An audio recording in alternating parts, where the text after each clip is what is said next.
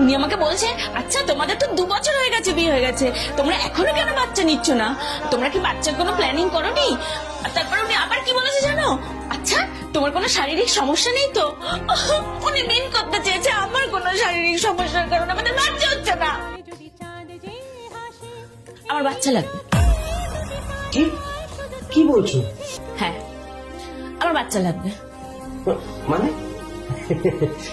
পূজা, তুমি তুমি পিসির ওপরে রাগ করেছো, এখন সেই রাগটা আমার উপর দিয়ে চালাচ্ছ, তাই না? না আমি কারোর উপর কোনো রাগ করে কিছু বলছি না।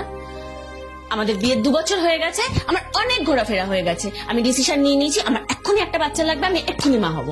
যা, কি যে বলো না তুমি। বাচ্চা কি রেডিমেড নাকি যে বাজার থেকে কিনে নিয়ে আস?